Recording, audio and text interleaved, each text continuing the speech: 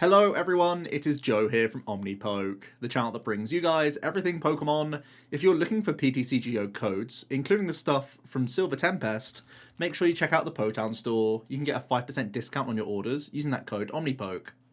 For today's video, we are going to be using a tier list maker to talk about the sort of main mechanics of the Pokemon TCG and ranking them in terms of how I think they feel in terms of game design in general. So there are going to be some discussions into sort of their time capsule and how they were in a vacuum, and it is going to be conversational. I might be having to search some cards to remind myself specifically of certain mechanics for some of these, because this spans throughout the whole era of the TCG, but this should be a fun thing to look at. I think I oftentimes have been quite different in my opinions in terms of what works in the Pokemon trading card game and what doesn't compared to some other people. So hopefully this is different and I can talk through my experiences and whatnot with the TCG over the course of history and what I think works and doesn't work in the Pokemon trading card game, and what I think are the mechanics that are generally the most fun, the most balanced, the most good for the game, the most sort of healthy and diverse overall.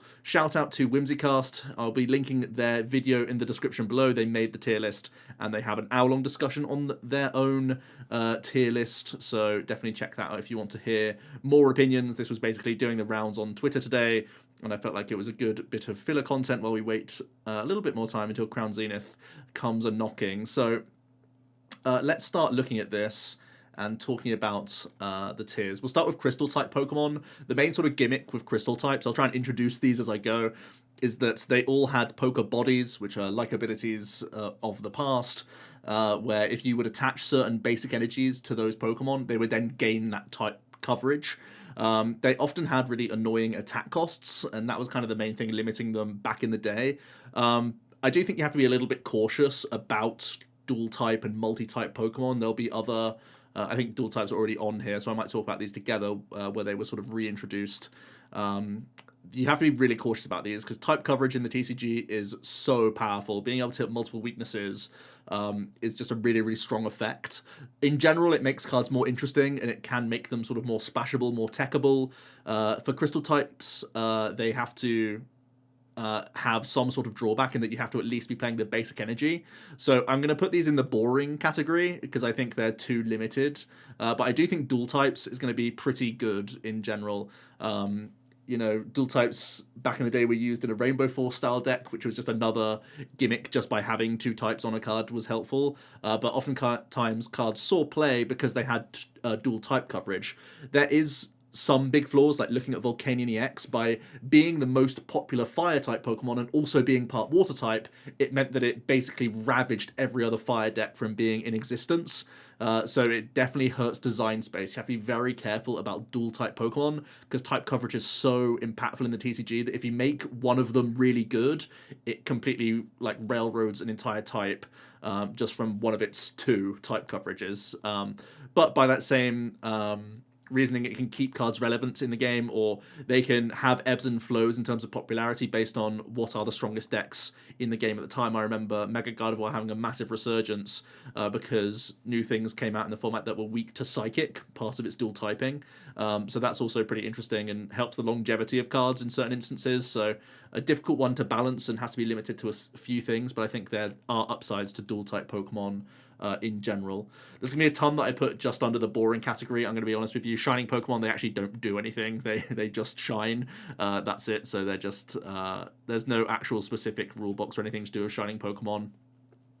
Break Pokemon, I think, are unfun / unbalanced. I know a lot of people will like Break Pokemon, but Pokemon's definitely a game of snowballing, right? You always have to remember this, that in order for a Break Pokemon to be effective, you normally had to have had a good turn 1, 2, 3, and then on turn 4 you're actually seeing the value of this card. So typically they're going to be terrible, right? Unless they're really, really broken effects, which I think is very unbalanced, and all it does is reward someone who's been able to navigate the opening turns of the game. So essentially you've had to high roll the first 3 or 4 turns to actually see any value of this card, because it's essentially a stage 3 Pokemon in many aspects. So I like that evolution in general as a mechanic is good because it sort of allows you to print higher power cards with some sort of delayed gratification to actually get there and pull off this sort of combination.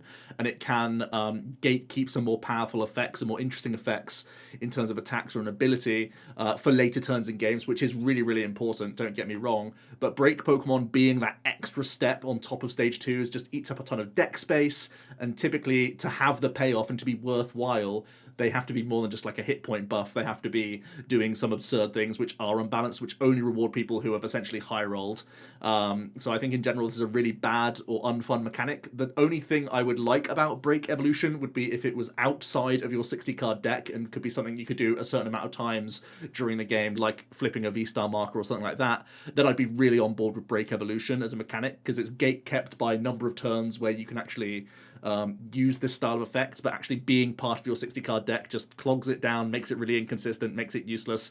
Everyone wants to play the game in the TCG, right? So having stage 3 Pokemon is just way too many hoops to jump through. That's why we only saw a very select few amount of Break Evolutions do very well. Greninja, because we could cheat evolution with Frogadier, and because that ability was just so stupidly absurd, and just because Moonlight Shuriken was already, not the Shurikens, the actual attacks, the Shadow Stitching attacks, was so good on the Greninjas that they saw play, and Trev was, again, just a good card because of its lower evolution, having item lock, and it was just a health buff in general, and gave this card a different attacking option. So breaks as natural mechanic were a real flop and useless and boring and ruined decks consistency. I think that's a pretty bad mechanic overall. Would not like to see that again. In a similar vein, level X's will be another thing that I talk about. Now, level X's are slightly better than break Pokemon because they're at least a complete card, so you can sometimes get different retreat costs, different weaknesses, have different type coverages, whereas the break evolutions kind of just slap themselves on and we're still stealing elements of the card beneath it. So you can actually add more mechanics to a level X than you can a break Pokemon. So I think in that regard it's slightly better design, but all of the things that I mentioned earlier are the case with level X Pokemon. The only difference with level X's exactly was that there were also like lots of basics that got level X's, which actually made them way better, right? Because then they're just fake stage 1s that you had to evolve in the active position. So a lot of stipulations, a lot of things that make it awkward to play level X's, but again, gatekeeping powerful effects behind these cards in general is good. Just on stage 2s, I think it's generally quite bad, because again, you just jump through so many hoops to get it working. Next up, we have Prism Stars and Radiance. I think these in general aren't the worst. I think Prism Stars were slightly worse than Radiant Pokemon, because from the Radiance we've seen, Greninja is just like really, really good and Charizard's really good, and then nothing else really matters. Prism Stars were more type specific, which basically shoehorned the deck builder based on what type they were playing a lot of the time.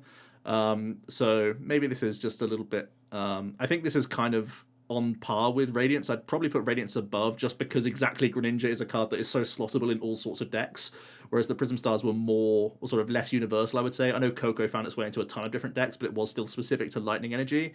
The one thing I would say about these cards is that Radiance were done right in that we have Hisuian Heavy Ball in the format alongside Radiant Pokemon, and Prism Star cards didn't have that same search. Actually, for a number of...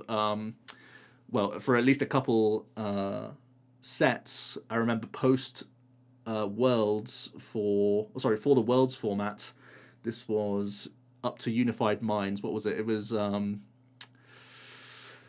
Lost Thunder to Unified Minds. We didn't even have any basic search, and that made the power spike of Prism Star cards really terrible, because whoever just found their Prism first just by luck, just by raw digging into the deck, because you had no search for these cards in particular outside of Pokecom, whoever just hit that out first was just having that huge power spike of these sorts of cards, which made it pretty unfair and unfun. Also, there was prizing issues with Prism Stars exactly, which were things that we don't have to worry about with Radiant Pokemon, because if you are really focusing your strategy around certain Radiant Pokemon, which we know is the case for a couple of these, you have Hisuian, so you can at least at some point make sure it comes out of your prize cards to be used throughout the game. You have instant access to it. We have a ton of basic ball search in the format, so Radiant's definitely above Prism Stars.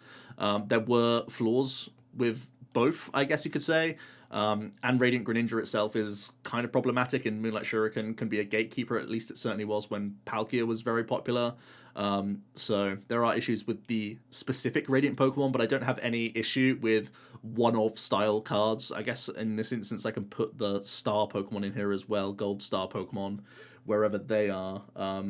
my main thing for these sorts of, you can only play, oh, here it is, you can only play one of style cards in a deck. I like that they can be universal. I like having more powerful effects gatekept by being a one-of copy, especially in a format where we have Lost City. It actually makes it way better and actually punishes it being a one-of that little bit more. And when we have limited Pokemon recovery effects, I think it's really, really nice, honestly. But it has to come alongside effects where you can search your prize cards, as well as search for these cards. Like, everyone has equal access to the card rather than just a lucky dip who hit their best card first, you know, because that's when the power spike comes. And I guess that's where I should talk about ace-specs being pretty bad, actually, really bad, I would say, for the TCG, because a lot of these are really powerful item style effects where if you just draw them first, you have a way bigger power spike than the opponent. Now, there were some ace-specs where you could sort of craft your deck around a certain aspect and try and like recover and reuse the effect, which was a little bit interesting, but also detrimental, right? Sable Garb was this big deck just because it could recycle one card in Life Do, which was like this overpowered effect, but you only have one of it. So in theory, it shouldn't be doing too much, but or like it gives you this one bit of tempo back by not giving up a prize card. But obviously, Sableye broke the rules by recovering it over and over again. So you have to be really careful about design space in terms of recovery in general. You don't want these super powerful effects to be reused over and over again in a game. And also, there's this huge issue, unlike with these Pokemon up here, where it's a one-of, but you can get their effects and everyone has equal access to them. These item cards, again, they suffer with prize cards, which is a horrible mechanic in the TCG already. One of the worst mechanics of Pokemon, in my opinion, although it's so integral. And also, it just has this massive power spike in one card, in theory, for just who finds it first. And that's just, like, not a great feeling. So if you are going to play these cards, it needs to be in the latter stages of a format where we have a giant card pool where we're already very consistent and all this adds in is like an extra card that's helpful. In smaller card pools, ace-specs are absolutely horrific and like actively really bad for the game. So let's have a look at some other like failed mechanics. V-Union, horrible. Like, let's be honest, you have the prizing issues, you have working your entire deck around this 4-of piece that is like even awkward to put on your board physically. And it comes with all sorts of other drawbacks, and it's also just like a lot of information for someone to like pick up each piece and read it all together. Like, it's not, all the text isn't just put onto one card for an easy access to the opponent. There's a lot of ways that they could physically have made the cards easier to understand and learn, but just actually getting to, or having to cycle all the way down to the bottom of your deck, then not being like a true basic Pokemon or anything like that, so making it harder to search. Like, all of this just points to terrible use of a card, and spending 4 slots for a card that sometimes is just going to be prized and be an issue for you, just so terrible in general. Mewtwo is just like a unique case where you're playing a deck that already wants to get to the bottom of the deck, and like the entire win condition is in this 1v union. I know you are trying to sort of assemble this Exodia and you would want it to be that end game win condition. Most of the V unions just kind of didn't do that or didn't have a payoff. Mewtwo is this exact case where it took advantage of a specific meta, but in general kind of just sucked. So it was really bad. I also think Legends are kind of bad as well. A similar case where they're just like difficult to search Pokemon, so you just have to kind of lucky dip your way towards getting the 2-of into play. It's also doubling as a 2 prize card thing for a small power buff. I just don't think it's that great. There are obviously ways that you could try and manipulate this into your hand outside of just like ball search. So it's not necessarily like horrific, but I think in general, again, just like a more difficult to understand mechanic with a lot of extra clunk added to your deck for a card that could just be like a V or an EX or something like that. That's just like way easier for everyone to understand and use in their decks, because all I really care about is making my deck work as often as possible, and I want everyone to be able to make their own decks work as much as possible to an extent, because then we're actually using our brains against each other, rather than just like, did you hit or whiff, and how hard it is to get your things out to do anything that you want to do. So yeah, that's why Legends, I think, are a really, really bad mechanic. Let's throw some more of these sort of more boring ones in here. I'm going to put a lot of these sort of team and named cards in the boring zone, because a lot of these just have like their own synergy. It's literally the Pokemon TCG just saying, here, take these cards, use them together, that's how they're strongest. So it forces deck building down a certain direction. I'm going to put the Single Strike, Fusion Strike, Team Plasma, Rapid Strike in here. I'm going to put Light and Dark Mons in here. I'm going to put... I guess Rocket and Dark Pokemon had some specific item search and whatnot. But I'm definitely going to put the Team Magma stuff in here. I'm actually going to put the Dark and the Rocket stuff all in here. Like, this is not bad necessarily, but in terms of deck building, we literally just see all the things that have the tag and go, okay, you lot go together. And I've been told this, so I'm going to do this. So, like, it doesn't help deck building. It's not necessarily interesting. None of these are, like, splashable cards that are good enough on their own. They kind of just have to go together or they're useless. So, it's just all this one thing. I'd also even put the Arceus mechanic in here as well. It was kind of cool having Beginning Door and a few interesting things like Ultimate Zone. Maybe this one's a slightly better thing, but again, this is that classic, like, it only works together, here's the deck, go have, like, do your thing. It's just not fun for deck builders, it's not creative, everyone knows what's happening. As soon as they flip over their first card, you're like, okay, I'm up against the Fusion Strike deck, I'm up against the Rapid Strike deck, I'm up against this deck. And they can basically only play it one way, which is pretty sad.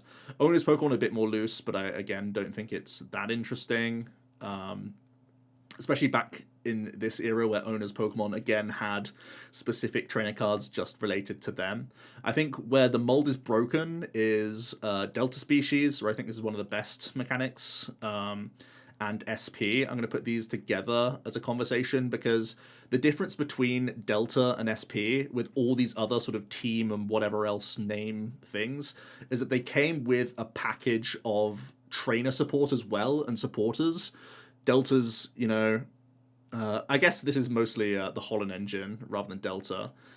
So the Holland Mons themselves were really, really insane, and you also had the Holland supporter engine. I actually think this is the best thing about all of the Pokemon TCG, where you have this package of cards that work together that aren't all that strong, but because you're playing a set amount of them and it gives you a certain amount of flexibility, it just sort of makes them better. And Holland Pokemon, obviously they were searchable means of energy, they're recoverable energy, they just do so much, and they promote variety in deck building because they also were special energies that gave up 2 different types of energy. So I think the Holomon's one of my favorite mechanics of all time. Like I was saying, so SP, this is similar to all these other things, but they didn't all have to go together. Like, yes, SP was a deck, but these cards were like standalone, versatile, and good enough within this sort of package of consistency that you could plant some of them into other deck lists. You could have mini SP engines going inside your Gengar deck, or going inside your Gyarados deck, or going inside your Beedrill deck. So this was A, because the SP stuff was just some of the most powerful cards, and B, because they were like mostly basic Pokemon, it didn't take up too much space to actually import these into other decks as mini packages, which make it so powerful. And again, it still ticked the box of these cards down here, which were just like, duh, put them all together, that's how they become the strongest. So it's just way more than that. Delta Species, it gives you access to different types of Pokemon, so you can, again, similar to the dual type stuff down here, you can have a deck with the same evolution line, but you're offering up 2 different type coverages, and also they had specific search options available to them, they had specific acceleration available to them, they had specific energy available, so these were really cool mechanics, and I'd like to see this. Anytime you get, like, similar as we go into the EX era once again in Scarlet and Violet, where we have Guardy being the most interesting line, because you have Guardy EX, then you have Shining Arcana, then you have Gallade. Delta Species basically did that, where you would have the normal version of the Pokemon, or like the EX version, and then the Delta Species, they could go all in one deck, and it just makes it more versatile, more interesting. You can change up your matchups based on having 2 branches of the same evolution line. And obviously Guardy Gallade is a specific case where it's Ralts Curly and then it has 2 different splitting off evolutions. The Delta Species allow you to do that for all sorts of different evolution Pokemon, which I think is just absolutely incredible and one of the best mechanics in the TCG. VMAXs, I don't think anyone's surprised that I think this is absolutely trash. They weren't necessarily interesting cards. Most of them don't have abilities. They're mostly just attacks, the majority of them being 2 energy attacks, massive tempo, evolved from 2 prize Pokemon, which is problematic in its own right, and made the game all about Gust as well. And be like any 3 prize card Pokemon is going to have massive negative points. It turns power creep into this did you hit, did you miss, and VMAX is essentially single-handedly forced Crushing Hammer back into the meta, where you're both just hitting into one another with VMAXs, or tag team Pokemon into VMAX, and you're hoping that you can remove tempo from the opponent by just playing hammers. So these were just some of the worst mechanics, and happy to see the back of VMAXs soon. That's not to say there aren't some that have been interesting and reasonable, like Mew, definitely an interesting one, kind of a divisive one, no doubt. But fortunately, it's one of the only like surviving VMAXs, and that's because of other factors, like its draw engine is crazy. But it's good to see that VMAXs are like phased out by V stars in general. V Pokemon themselves, kind of just boring, like definitely way more boring than GX Pokemon that had GX attacks and could be all sorts of different things. So I'm just going to put this in the boring tier. I don't necessarily hate big... Actually, I'm going to put them as pretty good, because I don't necessarily hate the idea of just good big basics. Now, this is kind of where I splinter off from a lot of people. A lot of people are like super bored by just big basic formats. I actually think these sorts of formats in Pokemon allow you to have pretty consistent decks, and you're all coming up with similar strategies. Or sorry, you're not all coming up with similar strategies, you're all able to execute your strategies, is what I should be saying. And when the game is built mostly around basics, you're not gatekept as much by the core evolution rule of Pokemon, where if you had a bad turn and didn't get early basics down, or if it gets picked off by the opponent, you now no longer have a turn 2 and end up having to just like replay more basics and pass back into the opponent, give away more tempo. When it's basic Pokemon, you're mostly just kept by like energy attachments and other sources like that, and how your engine is working, and just how like efficient and reusable your attackers are, which means if you have that slower start, you still have the comeback potential, because your main attacker is a basic that you can get down on one turn and just like pop off. The issue is, your opponent can't really play around that sort of pop off. It just kind of happens on your end, so you're both just solitairing against each other a little bit too much with all basic decks. That's kind of one of the main downsides, but I do just like deck composition in general, where Pokemon decks have like 12 or so energy, 12 to 15 Pokemon, and then you just have like so much space for consistency to actually everyone get into the game and execute their strategy, which I think is just really good. When we get into like very focused stage 2 formats where we have to play like 22 Pokemon, still play that sort of like 12 energy, then all of our trainers and items are literally just 4 of the best cards in the game that everyone has to just copy paste, and you know, you're changing your basic energy flavor. That's like all you do with some of these stage 2 decks to an extent. And that's something that I am not a huge fan of. I think you have more space for creativity and tech in the TCG when you have big basic formats. I know it's not something that many people want to hear, but I think generally it's not all that bad. People really hate on big basic formats way too much, in my opinion. And it's like not for bad reason. I know there's been, you know, it's mostly because it's like people hate on tag teams, and people hate that like it was just Mewtwo Darkrai because they were just better than everything else. But I think if Vs are done correctly, or Vs were like a better way to do it before VMAXs kind of like overtook the game, so that's kind of a bit of an issue. V-Stars are basically like GX Pokemon, and I'm going to say these are generally quite good. I like having that turn of delay, so that you get into your sort of more powerful effects going into that second turn of the game. I like V-Star as a mechanic. I think the sort of issue with a lot of the V-Stars we have is that they're so good to just flip immediately to get the instant impact of those effects. It does create a big power spike on turn 2, making the coin flip really, really impactful. But especially, I mean, that's mostly because of just Arceus in general, right? That's kind of just how it is. And also Palkia was also like pretty instant impact. I kind of liked things like Giratina more, where it's like a delayed V-Star and could be like a checkmate scenario in a card. I think that's much more interesting as a design space, where again, it's sort of a delayed thing, but everyone's aware of it being an option throughout the game, and it's just sort of on the sideboard, extra text on a card. But I do like the design space of V-Star powers and attacks and GX attacks.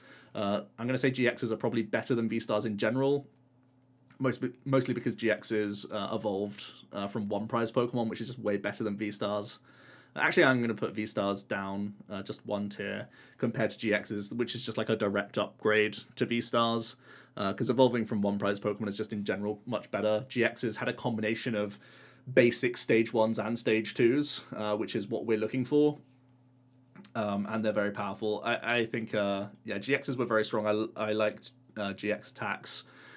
similar to V-Star abilities. The sort of the biggest issue with V-Stars compared to GXs was just the huge power spike you got from immediately flipping a V-Star marker, whereas GXs were more sort of attack-based and could sort of turn the tempo of a game, the tide of a game here and there, but kind of less of a power spike immediately a lot of the time, especially if you make them where your opponent is kind of in control of what's going on. Primes, literally, they have no text at all. They're just how cards look and are different.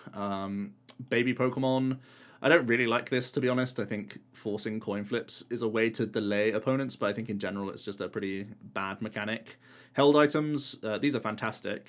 These are similar to ancient traits, actually. I'm going to put these up in fun, balanced, and good.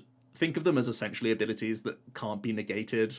This is the case for ancient traits and held items. I'm still quietly hopeful that Terrestrial evolutions will have more than just bench barrier on them, and they will have a variety similar to ancient traits.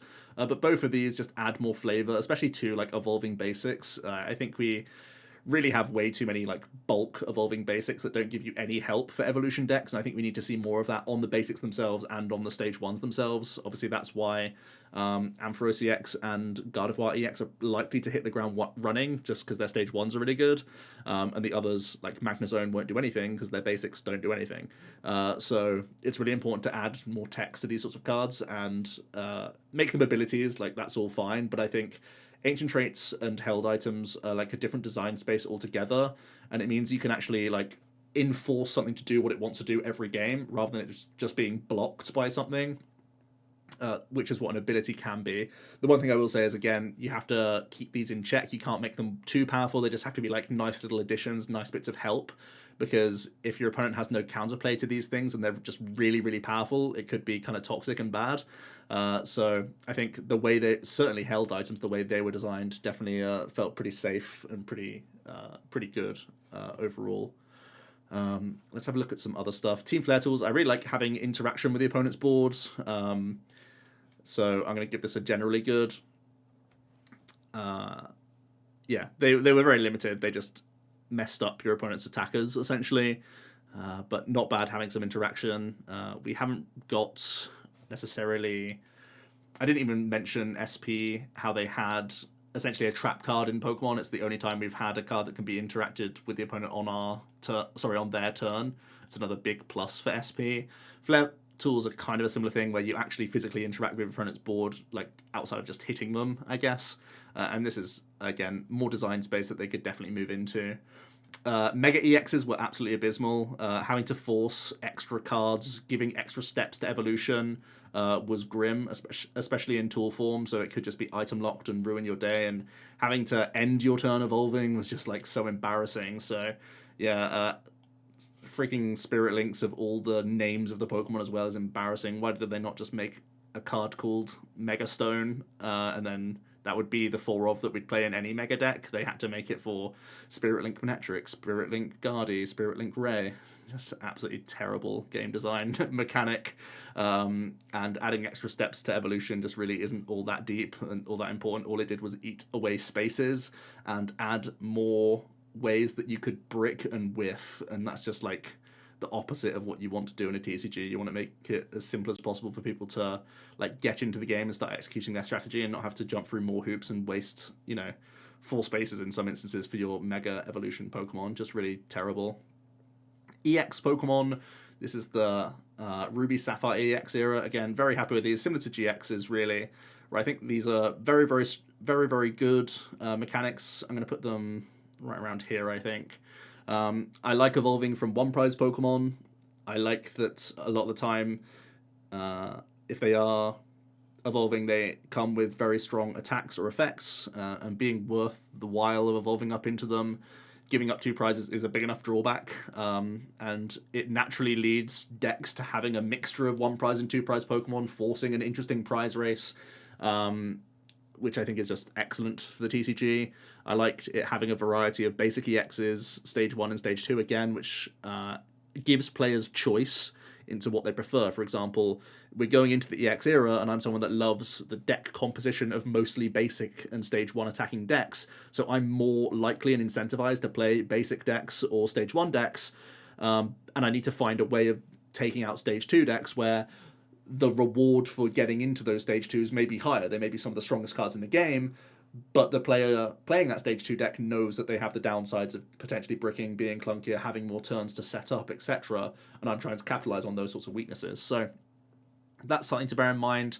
The one thing that's kind of bad about stage 2s in general, just while we touch on EXs, if all the best EXs are stage 2s, it does add to more RNG, whether it's like the importance and reliance on rare candy, and just again the amount of space this takes up in a deck. If you're having to commit to like 20 Pokemon in your deck and then 4 spaces for rare candy, similar to what I was saying about Mega Evolutions, just so that if your deck doesn't work, if you don't hit your turn 2, stage 2, then it's obviously just like a terrible feeling. So yeah, it does add more RNG to the game where you have to cross your fingers for certain cards to even get your strategy off. But in general, I think EXs is one of the best and most fun mechanics, which I think is something that most people are really elated to be coming back into the game. I'm going to say EXs are actually pretty good. Similar to what I was saying about V Pokemon, not necessarily all that interesting. And obviously people look at Mewtwo and they're like, how on earth can you say that the EX mechanic was good? But again, it comes down to deck composition, everyone getting to play the game, that sort of thing, having the space for tech and interesting cards. Mewtwo's obviously a terrible poster boy for EXs because it was just way too imbalanced and its only weakness was itself. So it warped the game entirely around it. But that's not to say that like EXs as an actual core mechanic weren't that bad. It's just people look at Mewtwo and have a sour taste in their mouths, which is fine.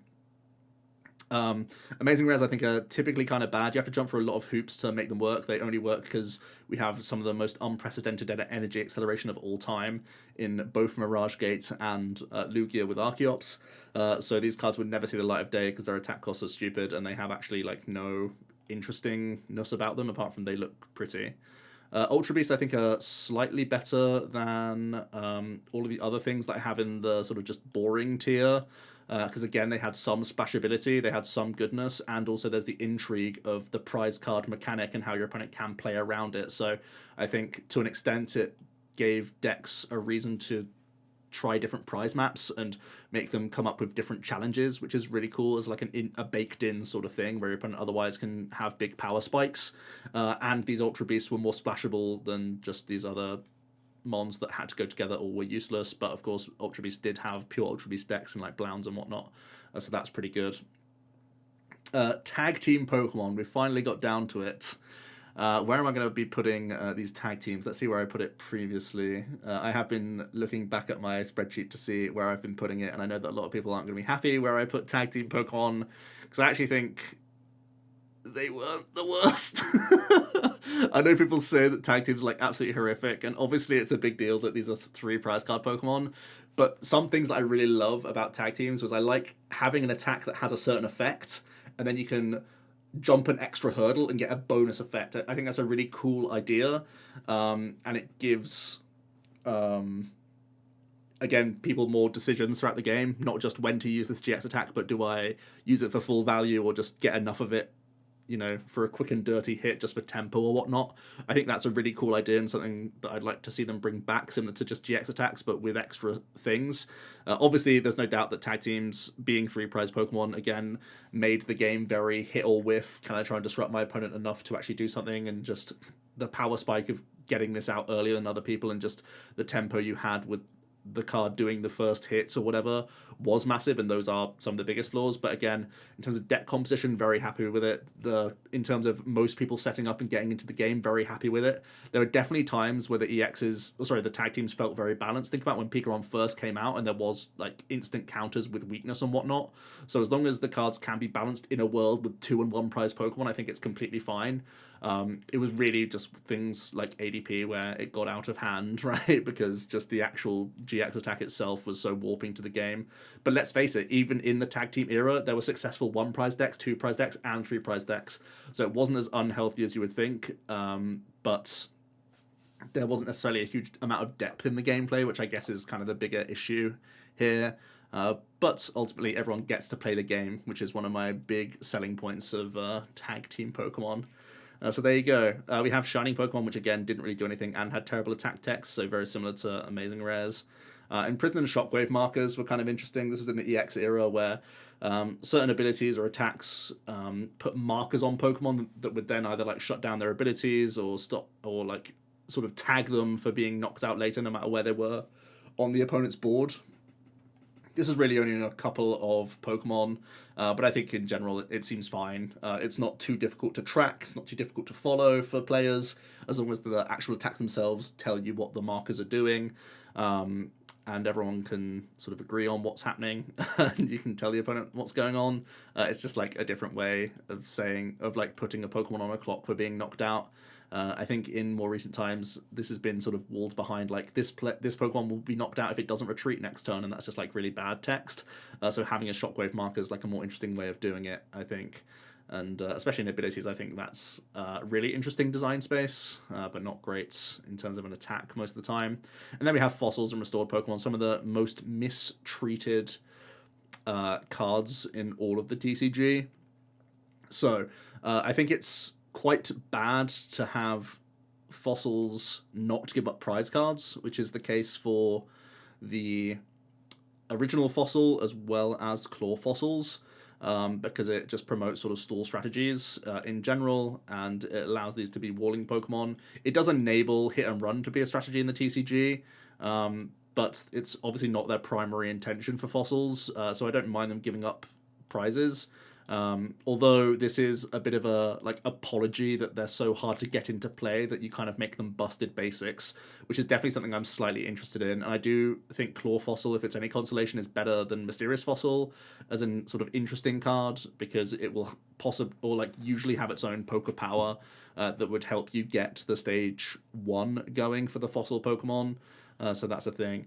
I really just think, even though it would be good for a Fossil to be a physical Pokemon and would remove a lot of confusion, it's not an actual Pokemon, so I don't think it thematically makes any sense to make a Fossil an actual Pokemon, which is unfortunate.